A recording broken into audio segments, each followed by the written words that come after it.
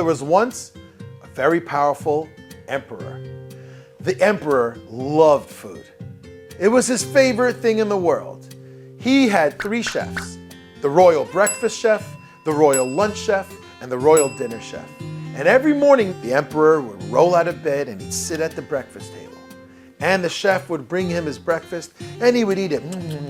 And he would say, delicious, but tomorrow, maybe you can improve this. Tomorrow, maybe you can make it more salty, more sweet. And then lunch, the royal lunch chef would put out the food and again, he would eat it. And then he would say, delicious, but maybe tomorrow you can add a little bit more sauce, or we can make it crispier or crunchier. His whole life was surrounded around food. Rabbi Yehuda was a big tzaddik, and he was a wealthy man and best friends with the emperor. And the emperor was invited to Rabbi Yehuda's house for a Shabbos meal. Well, you can imagine what Rabbi Yehuda's house looked like Erev Shabbos. Food was being made, everything was being cooked, because you can't cook on Shabbos.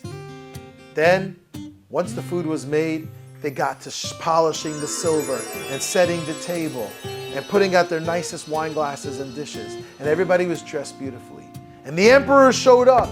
You can imagine the honor. The emperor was coming. And Rabbi Yehuda was dressed in his most beautiful Shabbos clothes. And the whole household, all the kids were dressed for Shabbos. And they came to the table and it was set beautifully with silver candlesticks and flowers and beautiful dishes. But the emperor didn't notice any of that. He noticed a little bit of food that was prepared before Shabbos, and he thought to himself, oh man, there's nothing to eat here. This food looks so simple. I like sophisticated food. Well, once he started tasting the food, the emperor rubbed his belly in the light. Oh, this is the most delicious food. The emperor was surprised at how good the food tasted. He turned to Rabbi Yehuda and he said, you gotta tell me, what's the secret? Who's your chef? Well, Rabbi Yehuda called out his wife. He said, here, she makes all the food, l'kavod Shabbos. He says, you gotta tell me what's in this chicken soup. It tastes so good. He says, well, we made that chicken soup in honor of Shabbos. Shabbos, what's that? And then came the chicken, and then came the cholent, and then came the kugel, and everything tasted magical. And he asked, you got to tell me what's the secret ingredient. My royal chefs have never made food tasting this good.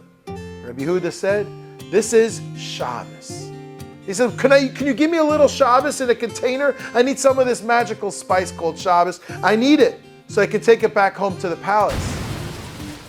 Rabbi Yehuda explained, Shabbos is not a spice that you can hold. Shabbos is in each one of us. It's a state of mind.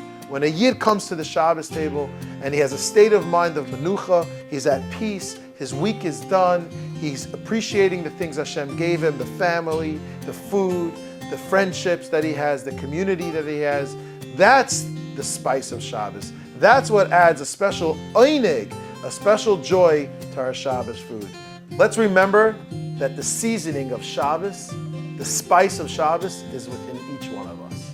When we appreciate Shabbos, when we focus on the things that Hashem gave us, and we enjoy Shabbos, everything is enhanced. Not just the food, but the zmiras, the friendships, everything. I wish us all the best Shabbos.